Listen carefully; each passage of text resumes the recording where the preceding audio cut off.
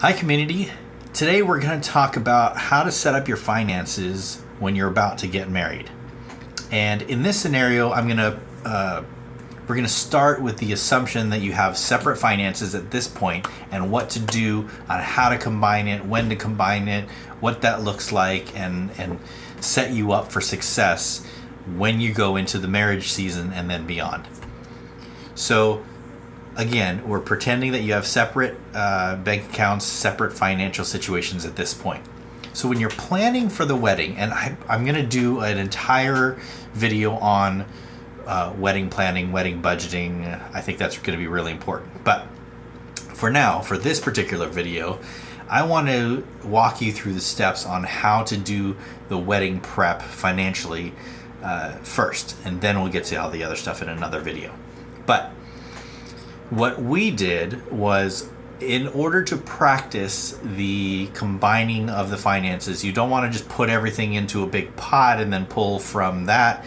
But what you want to do is, if you start with the wedding budget, figure out what your budget is for your wedding. Go through all of your line items. What is the videographer, the photographer, the cake, the dress, the tux, the catering, the venue, the gifts, all of that stuff you want to plan out line item by line item, just like you're doing a household budget or you're doing a project budget, whatever it might be.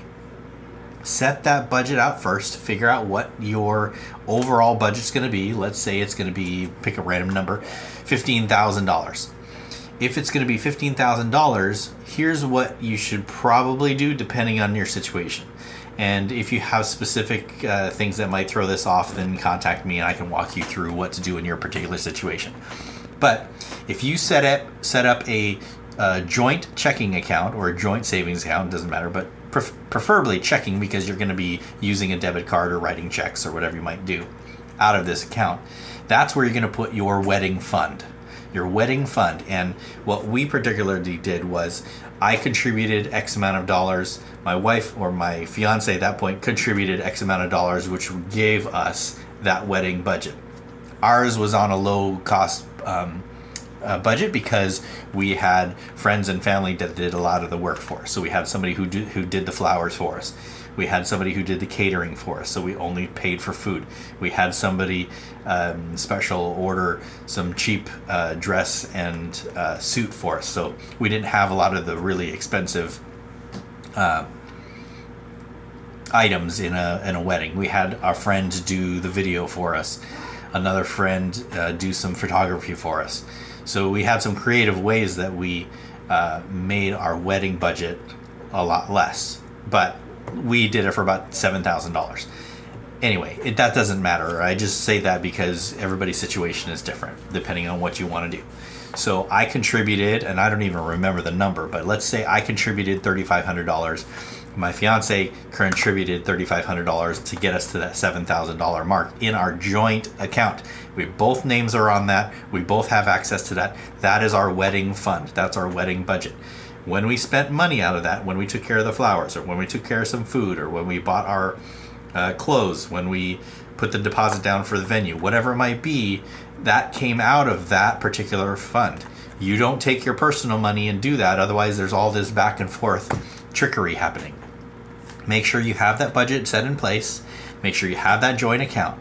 Use that joint account for all of your wedding expenditures. And if something changes, you have to talk about it, whether you're putting more money in or whatever. And then whatever is left over out of that account, let's say the wedding is done, then you take that money and you put it into your other accounts. But when you come back from the wedding or the honeymoon, that's when you would combine. You would take your personal on each side, and then you would actually put everything into that joint account.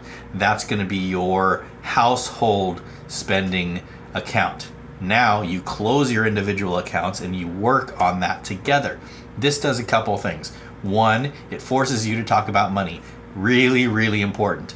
Make sure you're on the same page. The second thing is, it makes life a lot simpler. You don't have this account and that account and checking and savings and money markets and all these other things out here.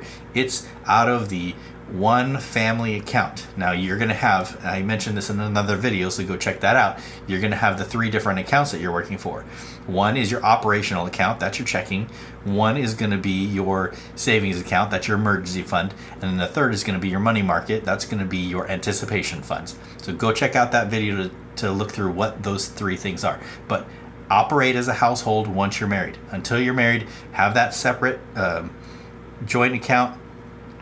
Have your separate accounts, and then have the joint account that you work your wedding budget off. And that's going to make life a lot simpler when you're planning for a wedding, when you're paying for a wedding, not having to do, well, I contributed this and I contributed that and this is how much I spent, and talent.